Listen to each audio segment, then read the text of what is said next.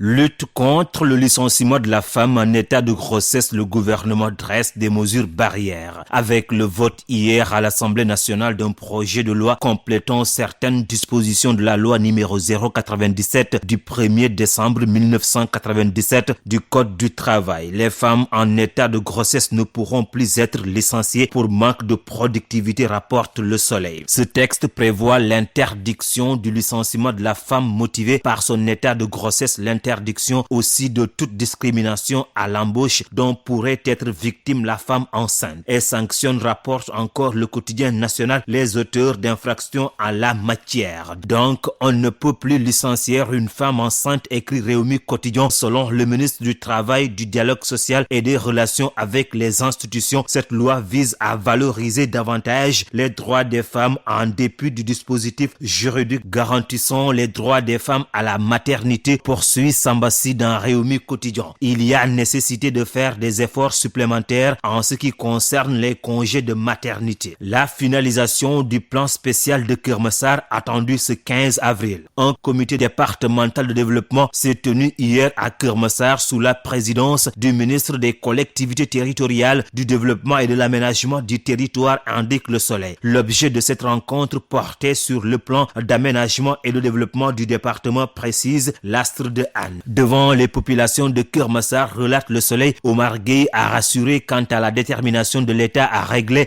toutes les difficultés auxquelles les habitants de Keur Massar sont confrontés, notamment les inondations, l'insécurité, le manque d'emploi des jeunes, avant d'annoncer, note encore le quotidien national, pour le 15 avril 2022 la finalisation du plan spécial. Ce plan relève pour sa part critique va contribuer à la prise en charge des préoccupations des populations de Keur Massar en termes de gestion des inondations, de drainage des eaux pluviales et des eaux usées, mais également de formation, d'insertion, de financement d'emploi et d'infrastructures sociales de base. Et critique de conclure avec les propos du ministre des collectivités territoriales, je cite, Keur Massar est un territoire en construction auquel il faudra doter d'infrastructures administratives et de différents services techniques pour lui permettre de mieux servir les populations. Et puis augmentation du nombre de sièges lors des prochaines législatives. L'opposition, le pouvoir ainsi que les parties prenantes sont tombés d'accord sur l'augmentation du nombre de députés à l'Assemblée nationale, souligne l'As Quotidien.